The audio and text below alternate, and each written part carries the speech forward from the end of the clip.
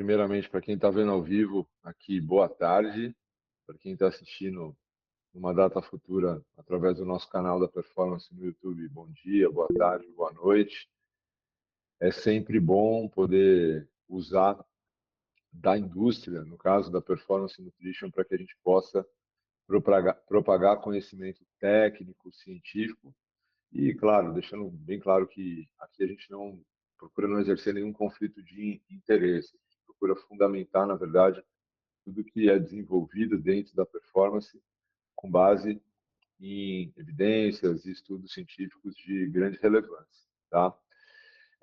Esse é o primeiro webinar do ano de 2024. A gente optou pela betalanina por ser um lançamento da marca. E nós dividimos essa aula em duas partes. A primeira parte, que hoje nós vamos falar um pouquinho sobre conceitos, metabolismo e alguns efeitos terapêuticos, e incluindo protocolos de suplementação para isso. E por que que nós optamos por isso? Porque depois de varrer a literatura com bastante carinho e bastante cuidado, a gente observou que, além dos efeitos esportivos, que já são muito bem conhecidos, bem estudados e documentados, existe um corpo de evidência muito interessante a respeito dos efeitos terapêuticos, e a gente preferiu dar ênfase a isso nesse primeiro momento. E na próxima aula, que vai acontecer, já deixo o convite aqui em primeira mão, no dia 20 de março, nesse mesmo horário, uma quarta-feira também às 4 da tarde, a gente vai estender essa discussão para os efeitos ergogênicos, né? No caso, esporte, rendimento, composição corporal e tratando também dos protocolos de suplementação. Então, são aulas complementares, a gente começa hoje para terminar lá no dia 20 de março, tá bom? Nós vamos ficar juntos aqui pelos próximos 50, 60 minutos, olhando alguns slides, todos fundamentados em evidência científica. Ao final, a gente vai ter um tempinho ali para conversar. Vocês vão poder mandar perguntas através do chat. Então, guardem as perguntas que forem surgindo ao longo da aula para que a gente possa conversar no final. Para quem não me conhece ainda, esse é a minha formação, né? Eu sou nutricionista, sempre atuei na área de nutrição esportiva. Hoje, exerço a função de coordenador do departamento de nutrição da Air Club, consultor da Performance Nutrition desde 2023, professor de cursos de pós-graduação. Tem a minha rede social aqui para quem quiser conhecer um pouquinho mais do trabalho técnico. E esse é o meu e-mail, para quem quiser depois mandar alguma mensagem, solicitar algum material, fiquem super à vontade, para que a gente possa conversar depois da aula, tá bom? Vamos lá. Primeiro vamos definir e pontuar alguns conceitos aqui que são bem importantes, tá? A betalanina entrou no radar dos nutricionistas já fazem alguns anos, né? É um suplemento que já vem sendo estudado e com bastante evidência positiva, pouquíssimas ou quase nenhuma do lado negativo, efeitos colaterais, tipo, embora exista algumas correntes de pensamento que vão para isso, vamos falar sobre isso hoje também, mas o que pesa mais a favor da betalanina é muito maior do que aquilo que fala-se de efeitos colaterais, efeitos adversos. E quando nós falamos de betalanina, nós estamos indiretamente ou diretamente, depende do ponto de vista, falando sobre carnosina. Todo o efeito que nós buscamos, seja ele clínico, terapêutico ou esportivo, da betalanina não se dá pela betalanina em si. A betalanina em si é um aminoácido, tá? Nós vamos ver isso também, mas não é ela que exerce as funções que nós conhecemos. É a carnosina. A betalanina é um dos aminoácidos que compõem a carnosina. E o que é a carnosina? Carnosina é um dipeptídeo. É uma molécula formada a partir de dois aminoácidos. É um dipeptídeo que contém histidina. Existem vários dipeptídeos que contêm histidina. Carnosina, anserina. A carnosina é um deles, tá? E no músculo esquelético humano é o mais abundante, tá? Dipeptídeo, dois aminoácidos. Quais são? Um deles é a histidina. Histidina é um aminoácido não essencial, ou seja, o seu corpo já produz. Você não precisa adquirir através da ingestão dietética. Betalanina nós não produzimos. É um aminoácido essencial para a produção de carnosina.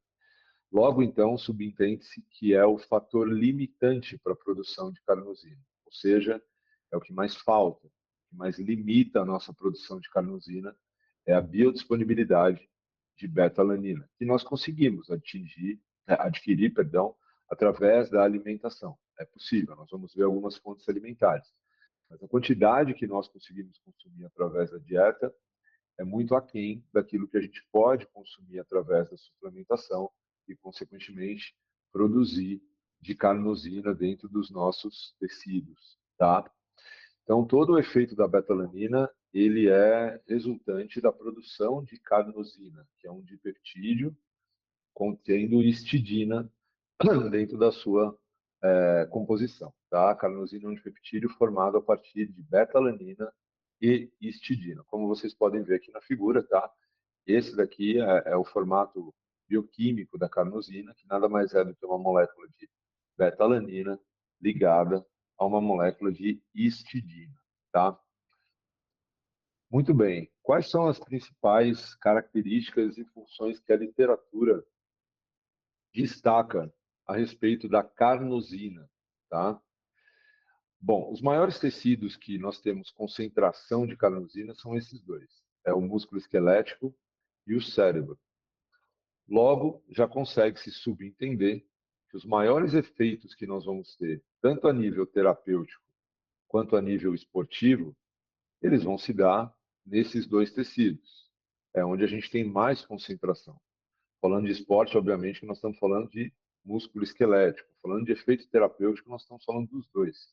Músculo e sistema nervoso central também.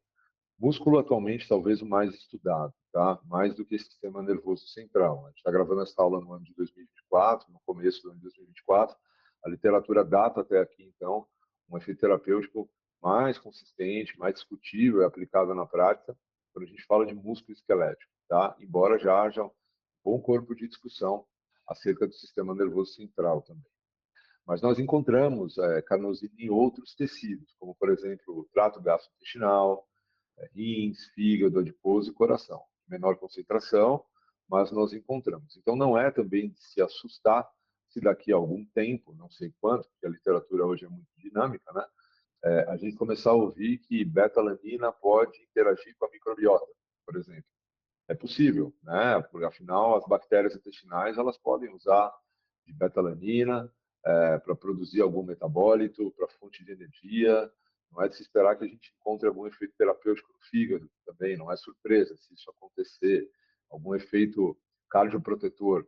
Pode, a gente pode esperar isso, afinal, existe carnosina em menor concentração, mas relevante, dentro desses outros tecidos. Tá? Uma das funções que chama atenção do ponto de vista terapêutico da carnosina é a capacidade antioxidante que ela tem. Tá? Ela tem a propriedade de reagir com espécies reativas de nitrogênio e de oxigênio, de modo a reduzir alguns danos celulares que essas biomoléculas podem causar. Tá? Dentre essas funções, destacam-se o que está aqui no slide de vocês. Tá? Ela reduz a formação de carbonilas, e nós vamos ver um pouco da importância desses compostos hoje. Carbonilas são consideradas hoje uma das causas para a resistência à insulina. Tá? AGS, que são produtos de glicação avançada, também tem relação com metabolismo glicídico e, claro, a resistência à insulina. E ALS, que são os produtos relacionados à peroxidação lipídica e, consequentemente, dano de membrana. Tá? Isso são, basicamente, alguns dos mecanismos pelos quais a carnosina age como antioxidante. É um varredor de óxido nítrico. Nós sabemos que o óxido nítrico, quando em concentrações fisiológicas, é super bem quisto, né? Exerce as suas funções a nível de controle de pressão, fluxo sanguíneo e etc. Mas em quantidades exorbitantes, em altas quantidades, o óxido nítrico pode causar dano oxidativo. É uma espécie reativa de nitrogênio. E nesses casos, a carnosina é um varredor de óxido nítrico também.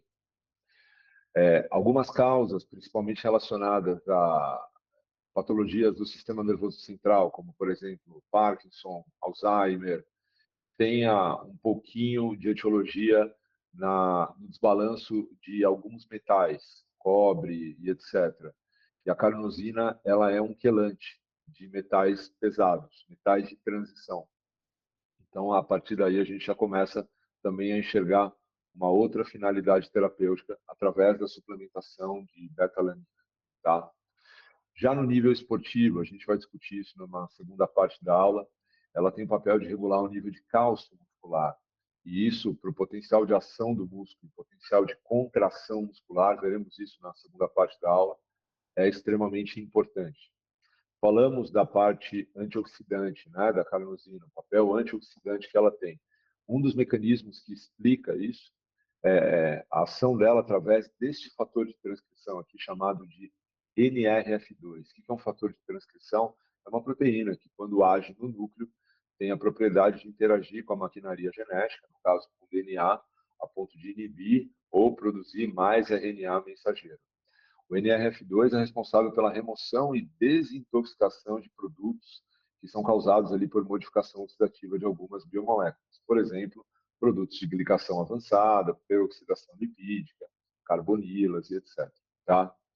Esse é um ponto bem interessante, né? A carnosina ela regula a atividade dos nossos telômeros. Telômeros são os nossos relógios biológicos, né?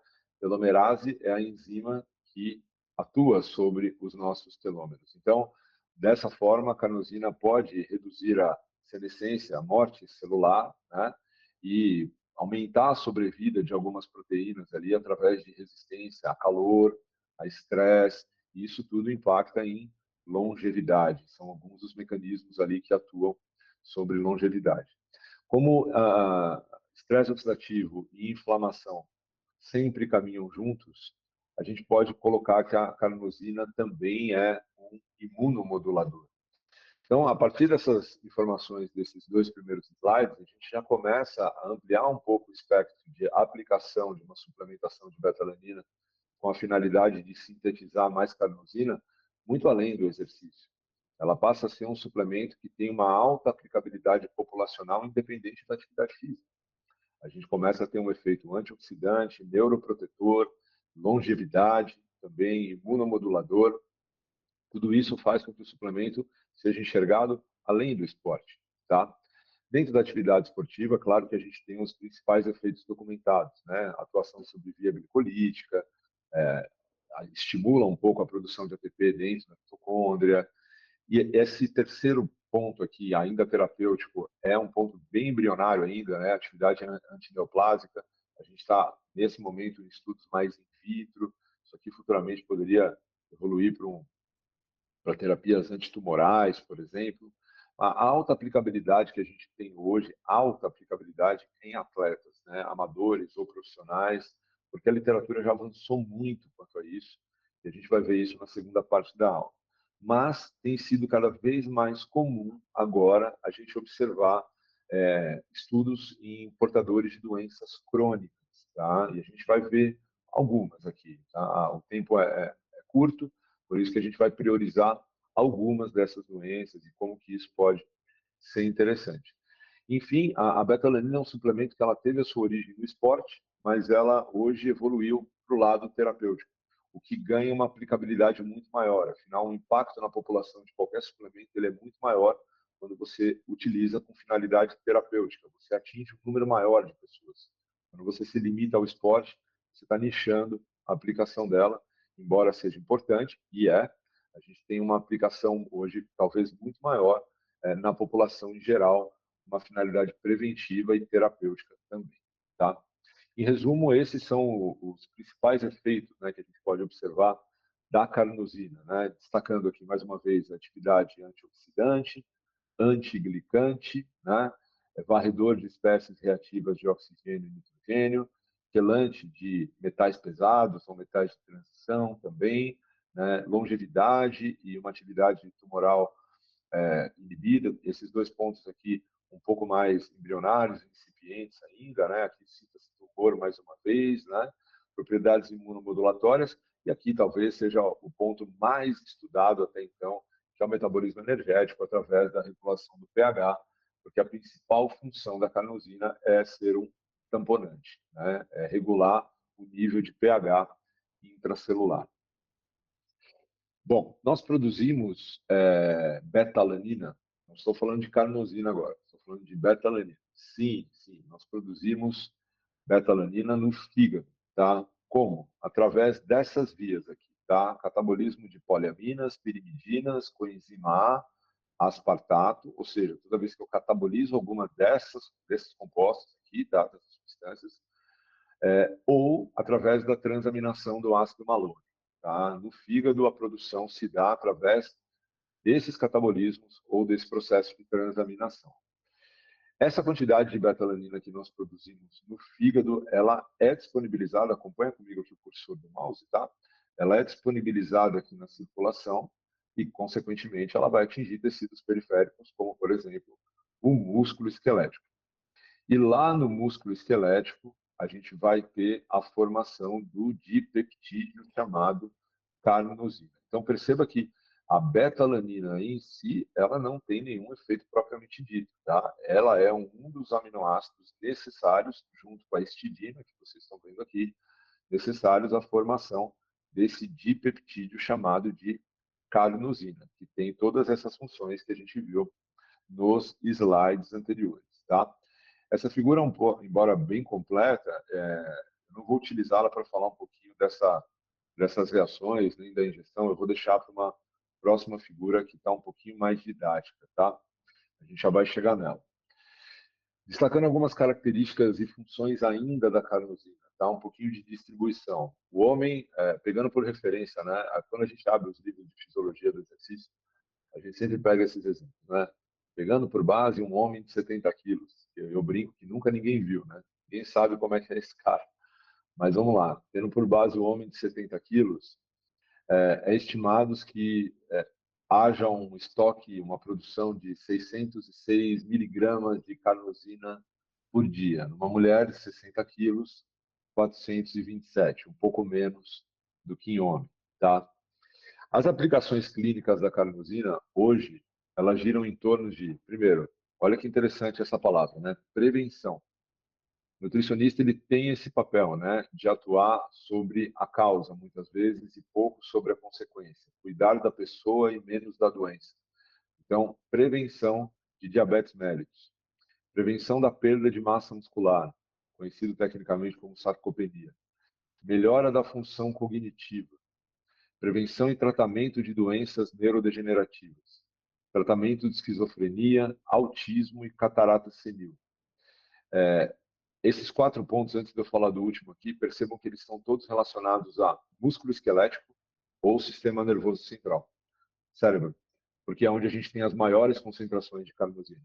Então, o impacto terapêutico ali é maior. Esses 2 primeiros aqui, olha só, diabetes mellitus, captação de glicose, músculo, sarcopenia, massa muscular, função cognitiva, sistema nervoso, doença neurodegenerativa, perdão, sistema nervoso, essas patologias citadas, sistema nervoso, e aí começam a aparecer outros tecidos aqui com um pouquinho menos de importância. Então, melhora no prognóstico de doença cardiovascular, mucosite oral, distúrbio de paladar, doenças gastrointestinais, afinal, onde a gente tem menos concentração de carnosina, tá? Obtemos carnosina através da carnosina, tá? Através da alimentação? Sim. Tá? Temos algumas fontes alimentares já bem documentadas. A gente pode ingerir carnosina através de frango, peixe, camarão, fontes vegetais, né? Aspargo, ervilha e champignon, tá?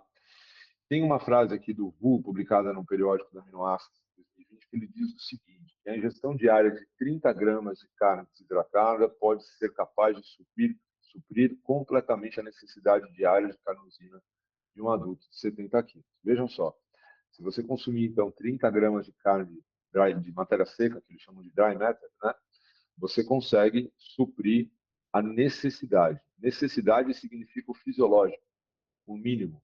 Não é o suficiente, talvez, para promover um efeito ergogênico, no caso do exercício, ou um efeito terapêutico, no caso de uma prevenção ou tratamento de alguma doença.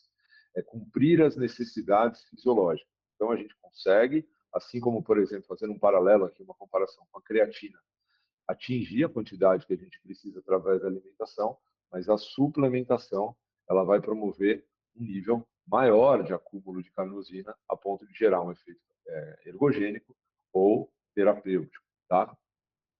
E a betalanina, a gente consegue incluir na alimentação? A gente tem na alimentação? Temos na alimentação alimentos de origem animal exclusivamente, tá? Carne, peixe, carne de frango, no caso, né? Aves e carne bovina. Aqui alguns dados dietéticos legais, interessantes, né? Uma dieta onívora fornece de 300 a 550 miligramas de betalanina por dia, pessoas que comem proteína de origem animal. Veganos e vegetarianos não ingerem betalanina. Então, logo você já pressupõe que uma população que responde muito bem à suplementação de betalanina são veganos e vegetarianos. Afinal, eles não têm a ingestão dietética diária, tá? E uma informação importante aqui, e guardem bastante isso que eu vou falar, porque é pauta para os próximos slides, é que a administração de, vou ler para não perder a originalidade do autor, a administração de betalanina parece ser mais conveniente e eficaz do que a de carnosina, porque a biodisponibilidade de carnosina é reduzida pela atividade da enzima carnosinase. Vamos lá. É possível suplementar os dois. É possível suplementar betalanina e é possível suplementar carnosina. Nos próximos slides, nós vamos ver estudos com os dois. E positivos, ambos falando que betalanina é interessante e carnosina também. Mas, do ponto de vista fisiológico, bioquímico, parece ser mais interessante utilizar a betalanina do que a suplementação de carnosina, porque a biodisponibilidade de betalanina é maior, ela é melhor. Existe uma enzima que nós vamos ver já já, chamada de carnosinase, que reduz a biodisponibilidade de carnosina, tá?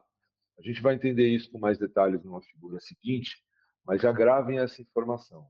Por mais que apareçam estudos com betalanina e carnosina, parece que a betalanina é mais interessante por uma questão de biodisponibilidade aumentada, tá? Vamos usar essa figura aqui então um pouquinho para entender isso. A gente está vendo aqui, olha, uma célula intestinal, essa área amarela aqui é um enterócito, tá? Aqui tem a brush border, né? A borda em escova, tudo que está para cá é a luz intestinal, e aqui a gente está dentro do enterócito, né? Então a gente está vendo aqui o resultado da ingestão de carnosina, tá? Ó, carnosina dietética, e a ingestão de beta-alanina, tá? Primeiro que a gente está vendo que as vias de absorção intestinal elas são distintas, tá? Isso não é nenhum problema, nem nenhum empecilho, é só uma informação. Absorve-se por canais diferentes, tá? São transportadores intestinais distintos. Uma vez, lembrando que a carnosina ela é um dipeptídeo, tá? Aqui a gente está falando de um aminoácido livre. Aqui a gente está falando de betalanina e histidina juntas. Uma vez que você consome um dipeptídeo, o que vai acontecer quando ele chegar aqui no teu enterócito? Parte dele vai ser digerido, vai ser quebrado por uma enzima chamada carnosinase 2. E isso vai liberar betalanina e histidina. Se você consumir só a beta-alanina, não vai ter digestão, não vai ter enzima nenhuma atuando aqui. Essa beta-alanina, alguma coisa vai ficar aqui, porque a gente viu que o trato gastrointestinal também sintetiza carnosina, então existe alguma coisa que fica retida ali, os tecidos esplênicos, né? Mas boa parte dela vai ser disponibilizada no sistema, na circulação aqui, tá? Por um transportador de aminoácidos. Histidina também, tá? E alguma coisa dessa carnosina aqui que não foi quebrada por essa enzima carnosinase 2 vai passar, ela vai ser transportada também para a circulação e vai chegar ali carnosina, tá? Então daqui a gente já começa a entender que talvez a perda de carnosina aqui ela seja até um pouquinho maior, né? Porque você tem uma enzima responsável por degradá-la, você não tem isso aqui, tá? Então a perda aqui acho que é um pouquinho maior e a disponibilidade de beta-alanina vai ser menor. Essa carnosina, quando ela chega na circulação, tá? Tem uma enzima circulante chamada também de carnosinase, igual essa daqui, ó. Só que essa aqui é a isoforma 2, essa aqui é a isoforma 1. Essa enzima carnosinase vai continuar quebrando essa beta-alanina, essa carnosina, perdão, em beta-alanina e histidina. Então isso faz com que a disponibilidade de carnosina no sangue ela seja reduzida. Tem um dado aqui da literatura que fala que 5 horas depois que você ingere carnosina, você já tem uma perda de 14% na biodisponibilidade. Tem estudos que falam em 2 horas, tem estudos que falam que perde mais rápido, mas o fato é que essa carnosina ela não fica muito tempo biodisponível aqui, tá? Já a betalanina não sofre nenhum processo de digestão enzimática aqui e vai ser disponibilizada para a circulação. Uma das coisas que se discute a respeito da betalanina é que a suplementação ela pode causar deficiência de taurina, porque o transportador intestinal que a betalanina utiliza é o mesmo da taurina. E essa competição, como consequência, geraria é, uma falta, uma indisponibilidade de taurina. A gente vai ver isso no final da aula, mas eu já me adianto que não, nunca foi documentado nenhuma deficiência de taurina em pessoas que suplementam beta-alanina, tá? Então isso é um ponto que não se discute. Esse talvez seja o ponto mais negativo que se fala sobre beta-alanina, que ela pode gerar uma deficiência de taurina. Continuando aqui ao nosso processo de absorção, uma vez que ela é disponibilizada no sangue, essa betalanina vai entrar no, aqui já estamos no músculo esquelético, tá? Aqui é o músculo esquelético, e aí percebam, ó, mesmo transportador intestinal aqui, ó, que faz essa passagem inicial, é o mesmo que faz essa passagem aqui para o músculo, tá? Isso mostra, né, que cada aminoácido tem o seu sistema específico de transporte. Essa betalanina e essa histidina no músculo esquelético vão ser conjugadas por quem? Por uma enzima chamada de carnosina sintetase, tá? E essa enzima então vai formar o nosso tamponante aqui dentro do músculo, o nosso antioxidante chamado de carnosina, tá?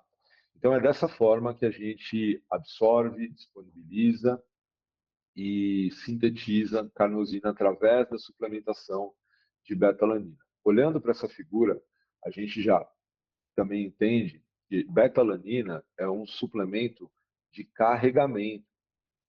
Você vai consumir hoje, amanhã, depois de amanhã, semana após semana, e semana após semana, você vai aumentando o seu conteúdo de carnosina muscular. Logo, beta-alanina, pessoal, não é um pré-treino, é um suplemento para você consumir em qualquer horário do dia, tá? E todos os dias, tá? Independente de fazer ou não fazer exercício. Afinal, a gente viu os efeitos terapêuticos dela, e esses efeitos eles se dão dia a dia. Não é ela que gera esse efeito, é a carnosina. E levam semanas para que você consiga aumentar o conteúdo de carnosina muscular. A gente vai falar dessa história de consumir como pré-treino mais na próxima aula, mas para quem talvez não tenha oportunidade de estar lá, não é um pré-treino.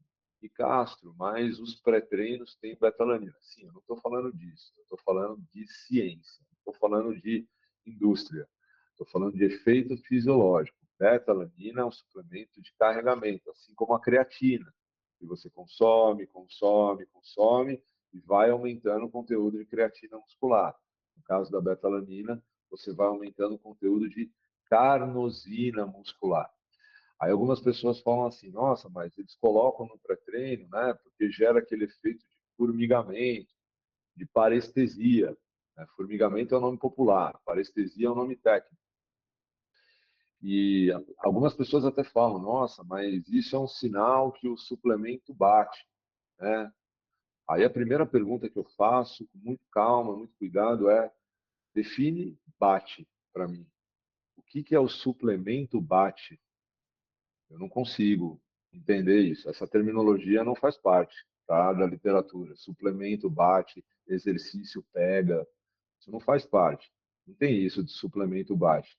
E uma brincadeira que eu faço com as pessoas, às vezes, é assim: se você consome betalanina para você sentir formigamento, arrepios, é porque você está muito carente, porque você está buscando um efeito de arrepio no suplemento. Você precisa de ajuda, tá bom? Suplemento ele foi feito para carregar o conteúdo de carnosina dentro do músculo, perfeito?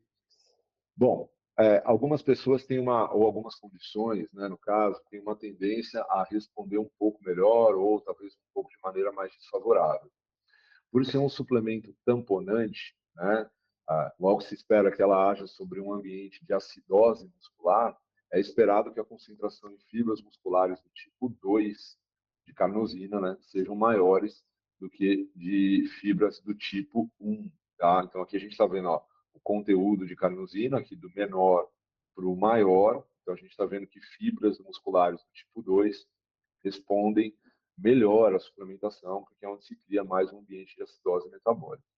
O envelhecimento causado como consequência a sarcopenia, a perda de massa muscular, reduz o conteúdo de carnosina muscular. Então, idosos, uma população 60 a mais, sem dúvida é uma população que se beneficia da suplementação, de modo a corrigir essa deficiência causada pelo envelhecimento. A gente viu lá atrás, né? Homens têm um conteúdo de carnosina maiores do que mulheres, né? E, claro, vegetarianos e veganos não ingerem, logo, partem do conteúdo menor, tendem a responder melhor.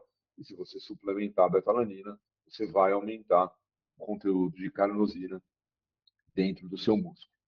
Vamos partir para alguns efeitos terapêuticos da suplementação. Então, e aí, eu vou contextualizar isso da seguinte maneira.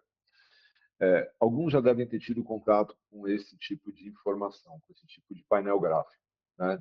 Isso é um gráfico do CDC. O CDC é o Centro de Controle de Doenças lá dos Estados Unidos, né? Esse gráfico do CDC, ele mostra a incidência de duas condições clínicas aqui: obesidade e diabetes diagnosticada. Não é resistência à insulina, é diagnóstico de diabetes, tá? A legenda desse gráfico é assim: se vocês estão vendo mais cores azuis, azul, né? Cores azul, desculpa, ou azuis, porque tem vários azuis aqui, vários tons de azul, né?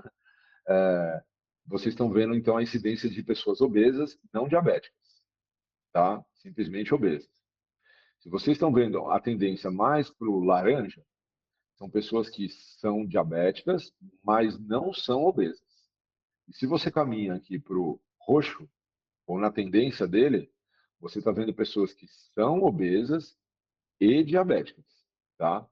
Então, quando você bate o olho nesse painel em 2004, nos Estados Unidos, o que você enxerga? Qual é a cor, além do branco aqui, né, mais prevalente? O azul claro, ou o azul um pouco mais moderado. Então, a conclusão é que as pessoas, metade aqui não são obesas, né, mas existe uma grande parcela aí que já caminha entre sobrepeso e obesidade. 5 anos depois, em 2009, a gente já não enxerga áreas brancas tanto mais.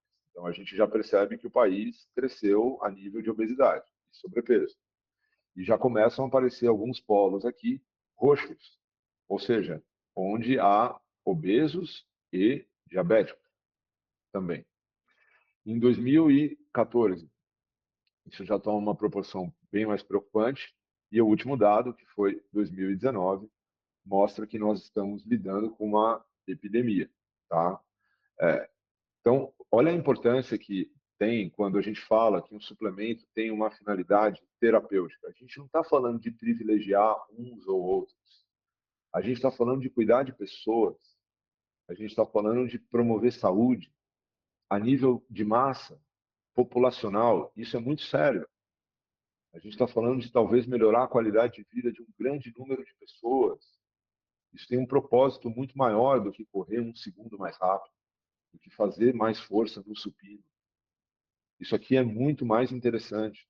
Não desmerecendo o esporte, pelo amor de Deus. Eu vou desmerecer o esporte, eu sobrevivo do esporte, eu vou desmerecer. Não, mas verdade seja dita, quando o suplemento tem aplicação terapêutica, isso ganha proporções muito maiores, tá?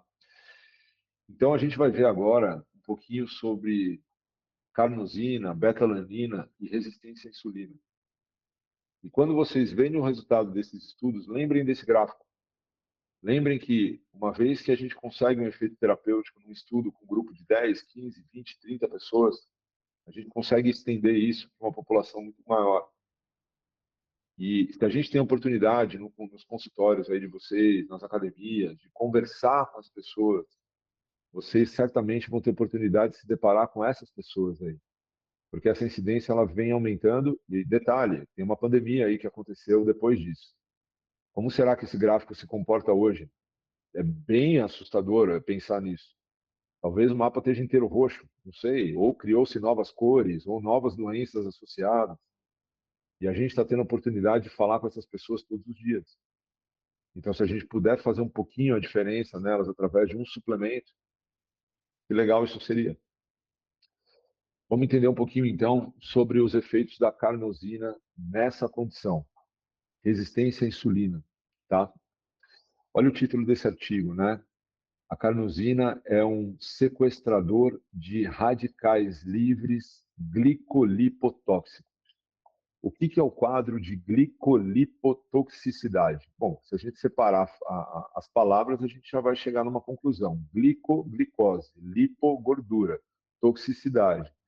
É uma toxicidade causada por glicose e ácido graxo, por gordura. Quem que é o cara que tem um quadro de glicolipotoxicidade? São essas pessoas que estão no gráfico anterior, são as pessoas que comem mal, que estão acima do peso, que estão resistentes à insulina, que têm uma dieta de cafeteria rica em farináceos, gorduras, açúcares, embutidos, industrializados, etc, etc. São pessoas que têm alterações metabólicas por conta de maus hábitos alimentares. Essa glicolipotoxicidade vai gerar o que como uma das consequências? Aumento da produção de radicais livres. Esses radicais livres produzidos em excesso, o que eles vão fazer?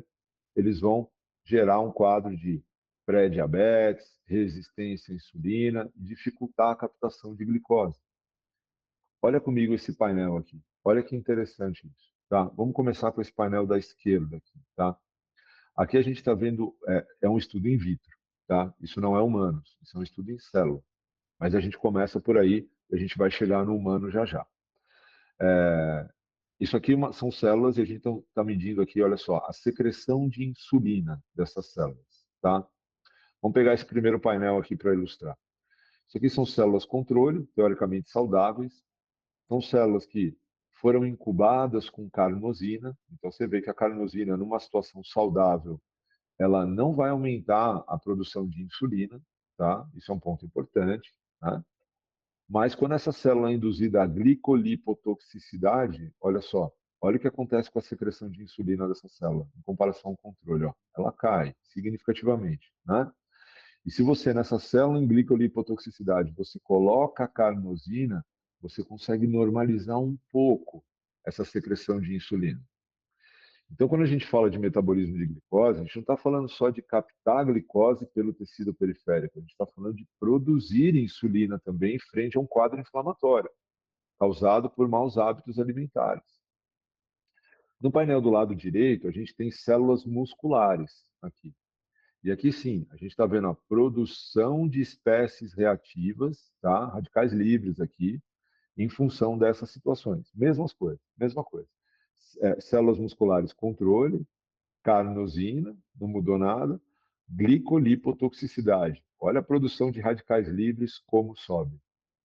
E quando você coloca a carnosina nesse meio, olha como você diminui a produção de radicais livres dentro da célula muscular. Então, por um lado, você melhora a secreção de insulina e, por outro lado, você diminui a produção de espécie reativa dentro do músculo, que tem como consequência, olha só, captação de glicose. Ó.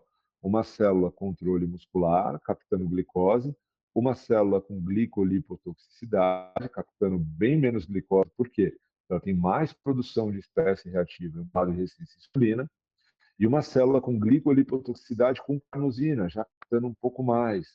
Onde é que a gente vai perceber lá na frente isso, o efeito terapêutico para uma pessoa? A glicemia, a hemoglobina glicada, é o filme do açúcar nos últimos 3 meses. Esse é a média, né, do açúcar nos últimos 3 meses no sangue. Esse é o resultado da hemoglobina glicada. Tá? No nível de insulina pós-prandial, que ela secreta também. Então, existem evidências in vitro, já bem documentadas e recentes, mostrando esse efeito da carnosina. Muito bem. Um outro mecanismo, eu falei lá no comecinho da aula, está relacionado às carbonilas. Tá? Vamos lá.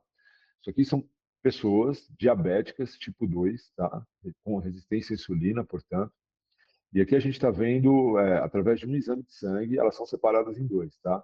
Pessoas com hemoglobina glicada acima de 8,5, não assustem porque o valor de referência lá não é igual ao nosso, tá? O nosso aqui é 5,7 para cima ou 5,7 para baixo como ponto de corte, né? Lá ele está tratando com uma outra unidade de medida, então tá 8,5. Então, pessoas com hemoglobina glicada acima de 8,5, leia-se como pessoas com 5,7 para cima, tá? Ou pessoas com hemoglobina glicada abaixo de 8,5 ou abaixo de 5,7 nos nossos valores. E aqui ele está vendo, olha só, a produção de espécies reativas, que são os TBARs, né? O estresse oxidativo aqui, mas o que eu destaquei aqui foi as carbonilas para vocês. Olha só, carbonilas são compostos, tá? Também produzidos em função do estresse oxidativo.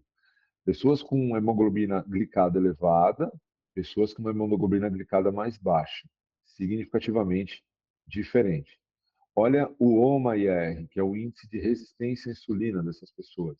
Quem produz mais carbonilas tem um índice de resistência à insulina maior. Quem produz menos carbonilas tem um índice de resistência à insulina menor. Então, as carbonilas também são um dos mecanismos relacionados hoje com o quadro de resistência periférica à insulina, tá?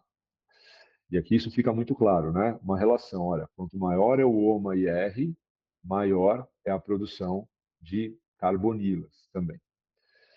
Vamos ver agora como é que esses dipeptídeos agem. Eu peguei essa revisão primeiro, só para dar um apanhado geral, e ele fala que os dipeptídeos naturais, né, que são dependentes de histidina, e aí ele cita aqui a carnosina e dá destaque a outros, eles podem reduzir, inibir, né, produtos de glicação avançada e reduzir o quadro de diabetes e as complicações relacionadas à idade. Nessa tabela, ó, aqui tem outros, tá? Aqui tem, ó, a homocarnosina é um outro dipeptídeo dependente de histidina. A anserina é um outro dipeptídeo dependente de histidina. Mas o que a gente tem mais abundante aqui é a carnosina. Cada coluna dessa aqui é um estudo, tá? Então, olha só, significativamente inibiu a modificação de LDL. O que é modificação de LDL? Oxidação. LDL oxidada, que é um marcador mais inflamatório que a gente tem dentro de um perfil lipídico, por exemplo, tá? E aí a gente vai passando o olho nesses outros estudos aqui, a gente vai vendo efeitos terapêuticos relacionados ao metabolismo de glicose, cada um com seu marcador, tá? Por exemplo, ó, inibiu a glicação em 50%, tá? É, Aí tem mecanismos um pouco mais moleculares aqui que falam também relacionados a metabolismo de glicose. Mas o conjunto da obra mostra que o aumento de carnosina dentro do músculo gera esse efeito glicoprotetor, tá? Esses são estudos em humanos. E aí lembra daquela frase que eu falei lá nos slides iniciais, que tem estudos que tratam a suplementação com carnosina e tem estudos que falam de beta-alanina. E ambos são interessantes, tá? Mas lembrando que a biodisponibilidade de beta-alanina é um pouco maior. Então, olha, esse estudo trabalhou com carnosina.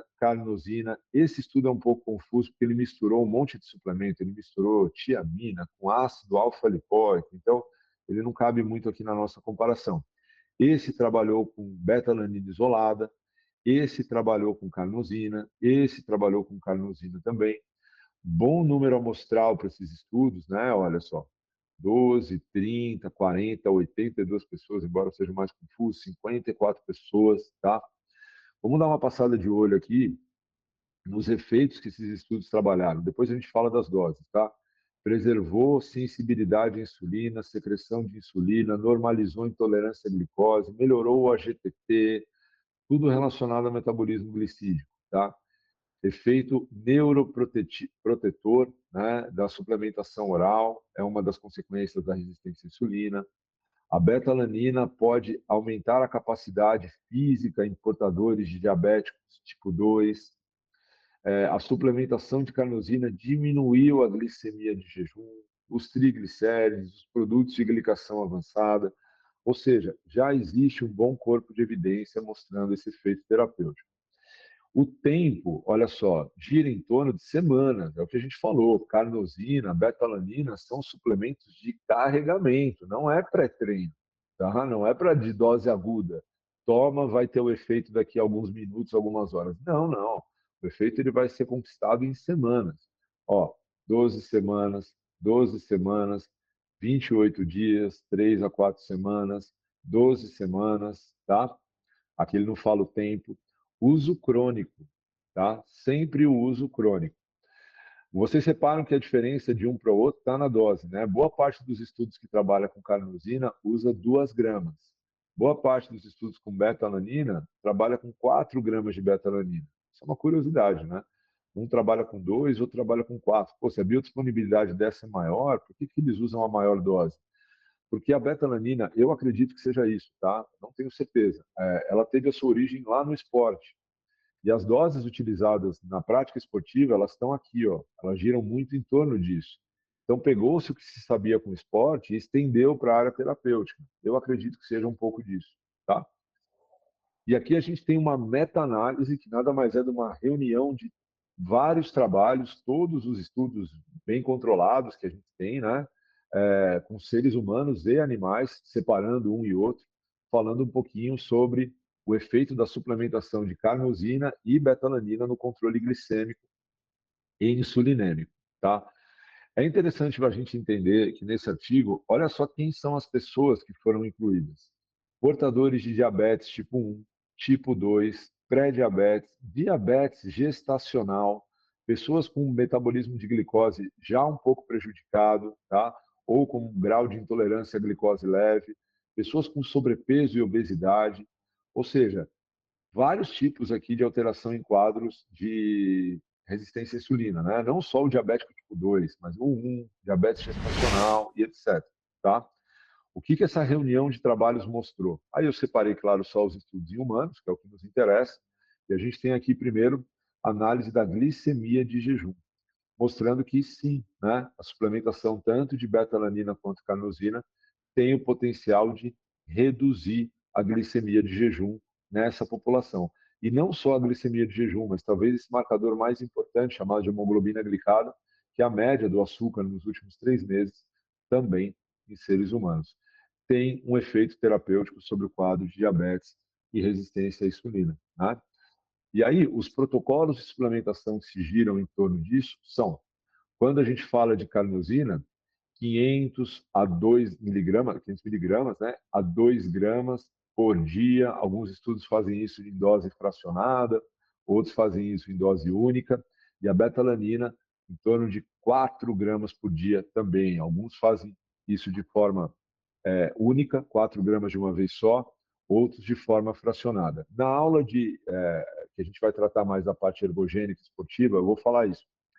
Mas os trabalhos lá, eles tendem a dizer que protocolos graduais e fracionados, ou seja, começar com uma dose menor, várias vezes ao dia, e aumentando essa dose aos poucos, tende a funcionar melhor do que um protocolo de dose única alto, começar com uma dose uma vez ao dia, tá? O que não é que é errado, tá? É uma sugestão da literatura que se comece com doses menores e fracionar. Agora, o quão viável isso é ou não na prática é outra história, tá bom? Mas aí o, os estudos, resumidamente, dizem que isso é muito importante que a gente se atente, prevenir, olha só que legal, prevenir. Eu não preciso esperar uma hemoglobina glicada chegar em 5,7. Se eu estou vendo ela em 5,5, 5,6, eu já posso começar a agir, eu já posso começar a usar algum ergogênico terapêutico para prevenir isso. Qual que é a diferença de 5,5 para 5,7? Clinicamente falando, nenhuma, é numérico. Eu não vou esperar chegar em 5,7 para agir. Eu já vou tratar a prevenção o quanto antes, tá?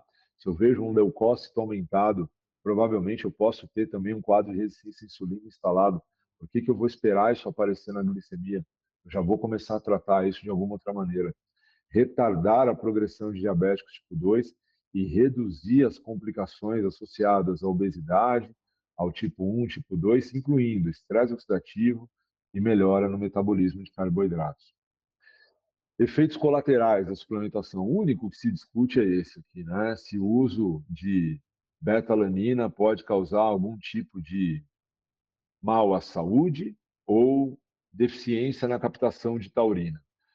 Essa revisão sistemática e meta-analítica aqui do pessoal aqui do Brasil, né? O pessoal que estuda isso, trabalhou com doses de 4 a 6 gramas de beta-alanina e mostrou que não tem risco nenhum à saúde, né? Aqui a gente está vendo os marcadores bioquímicos, olha, albumina plasmática, perdão, as enzimas hepáticas, que todas, basófilos, creatina quinase, creatinina, eosinófilos, taxa de filtração glomerular, globulina, hematócrito, hemoglobina, lactato desidrogenase, linfócitos, nada, né? Absolutamente nada, nenhuma alteração em parâmetros bioquímicos relacionados à saúde.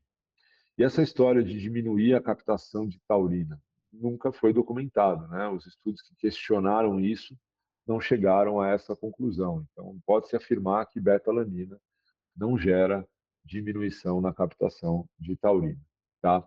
Esse é um estudo talvez mais recente que questionou isso, são 24 semanas de suplementação de beta-alanina e o título já é bem categórico, né?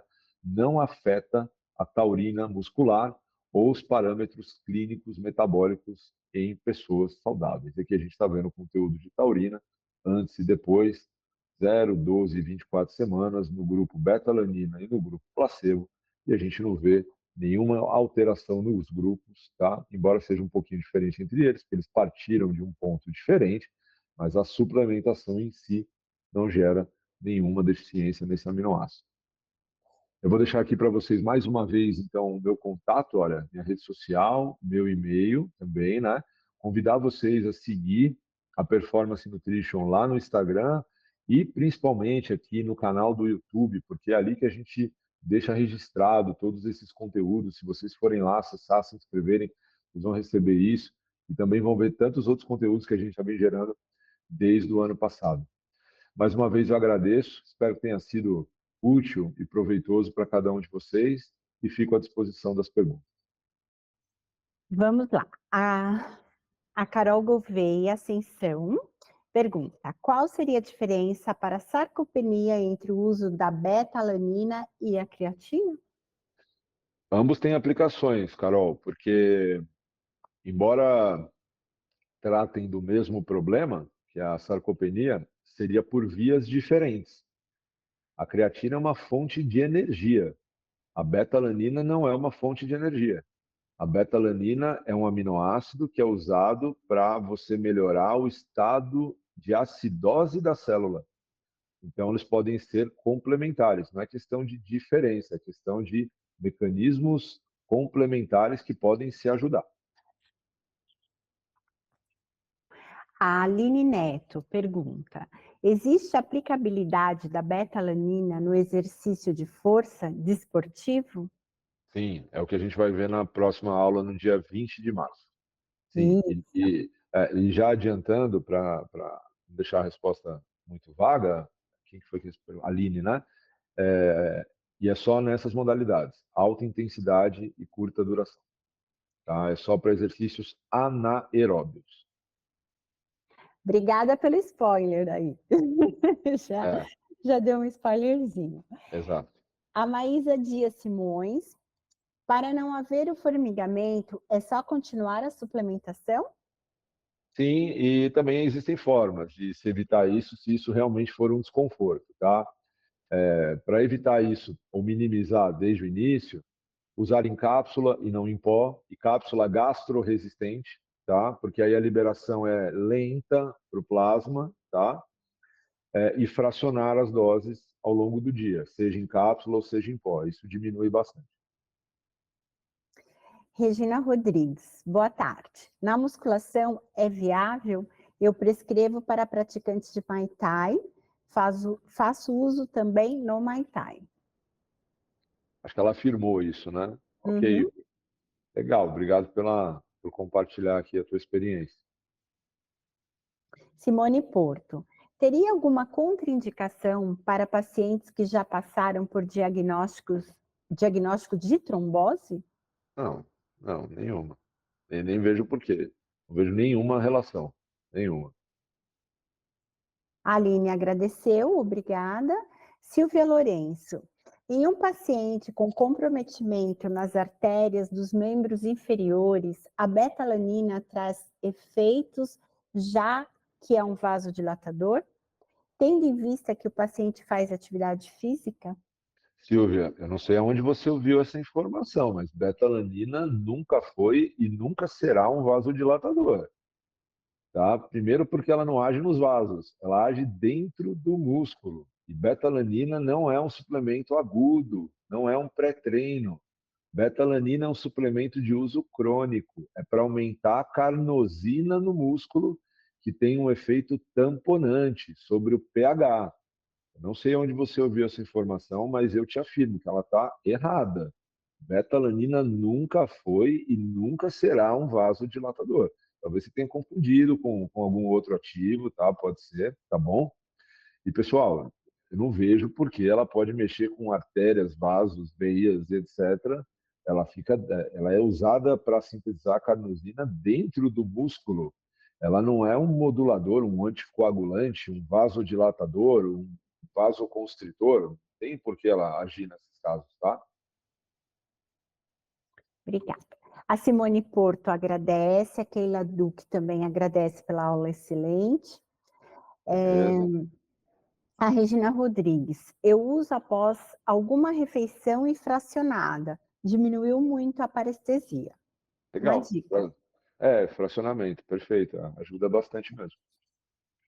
Paula França, professor, existe alguma substância ou nutriente que possa atrapalhar na sua absorção?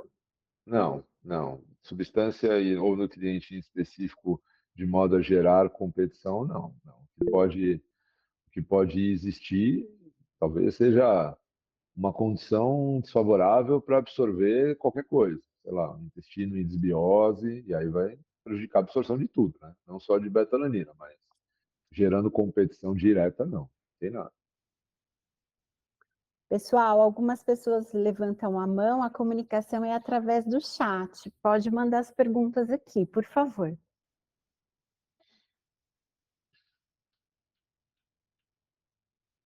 Alguém mais? Temos Alguma tempo, né? dúvida? Sim. Temos uns minutinhos ainda. Enquanto o pessoal digita aí, que pode ser que tenha alguém digitando, ó, Uhum. é importante que vocês também, terminando essa aula, isso tudo tenha. Eu sempre falo isso, né? Se vocês forem pegar as gravações lá das aulas anteriores, vocês vão ver que é até repetitivo. Isso aqui tem que ter continuidade, tá? Eu faço sempre um comparativo que é assim: quando você entrega a dieta para o seu paciente, você vira as costas para ele? Não. Se ele tem alguma dúvida, se ele precisa ajustar alguma coisa no meio do caminho, você vai lá e ajudar, você vai ajudar, né? Você não vai virar as costas para ele. Aqui é a mesma coisa. Então a gente veio aqui, trouxe um monte de informação legal, abriu o canal aqui para vocês, a gente está conversando agora, mas isso não pode parar aqui. Isso tem que continuar. Então é recomendado que vocês depois, eles vão ter acesso à aula no YouTube, né, Patrícia? Sim, vai ficar disponibilizado no YouTube ainda essa semana. Isso, que vocês vão lá, assistam de novo, né? Peguem as referências, leiam um pouquinho, leiam os resumos dos artigos, vão estudar um pouco. Se ficar na dúvida, precisar de alguma coisa, vai lá no Instagram da Performance ou no meu, manda mensagem para a gente continuar isso aqui, tá? Não é simplesmente soltar o conhecimento e falar se vira. Isso não existe, tá? A gente precisa ter continuidade com essa informação, porque olha que legal quantas pessoas a gente pode ajudar se a gente conseguir divulgar isso, está todo mundo seguro para usar. Então, isso a gente faz em prol do próximo. Não é de nós mesmos, não. É em prol do próximo. Tá? Muito bem. A Gisele Marcondes pergunta: para jiu-jitsu é interessante a beta? Sim, é uma modalidade de alta intensidade e curta duração. Uma modalidade anaeróbia. Sim. A Laura Margarida Duarte pergunta: professor, a partir de qual idade podemos prescrever a beta? A partir do momento que você achar que as demandas fisiológicas se fazem necessárias. A partir do momento que você enxergar uma indicação esportiva ou terapêutica para aquilo. Se você tiver como na sua frente com uma criança com resistência à insulina, por que não? Se você tiver na sua frente um menino que faz natação e nada à prova curta, por que não? Não tem idade para restringir isso, tá? Não tem. O que precisa é haver bom senso para entender se realmente cabe a indicação do suplemento, mas a idade não é um empecilho. Daniele Costa: é possível acessar os slides? A aula foi um presente, didática absurda do professor. E aí Obrigado. a Simone Porto pergunta também: todos esses slides estarão no YouTube? Sim, sim, vai estar tudo lá no YouTube, tá? Esse material fica disponível para vocês assistirem quantas vezes e a hora que vocês quiserem.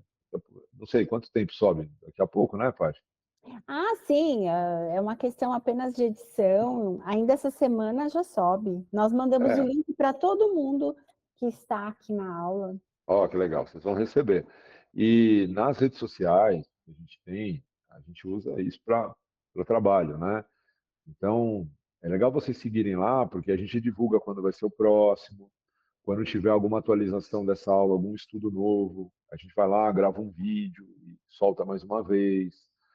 De novo, isso aqui continua, isso aqui não para aqui, a gente continua a trabalhar esse assunto sem limite. A Gisele Marcondes agradeceu pela Obrigado. resposta. Imagina. E alguém mais? Acho que se não tiver mais dúvidas ou perguntas, né, doutor? Nós Acho que sim. podemos E se encerrar você por tiver, hoje. mandem para a gente lá depois, nos nossos canais, tá bom? Agradeço mais uma vez aí todo mundo que participou. Obrigado, espero que vocês tenham gostado. Contem conosco. Lembrando que nós vamos ter continuidade sobre esse assunto, né? A parte 2 da betalanina, que vai ser o foco no esporte, no dia 20 de março, mas nós vamos estar divulgando aí durante esse período. Exatamente, tá bom? Aguardo vocês dia 20 de março. Já coloquem na agenda aí, 20 de março, às 4 da tarde, tá bom? Obrigado a todo mundo que elogiou aqui, eu tô vendo todas as mensagens, viu? Obrigado a todo mundo que está elogiando aqui, obrigado por terem prestigiado, viu? Valeu. Muito obrigada, boa tarde e até a próxima, pessoal. Tchau, tchau, gente. Tchau, tchau.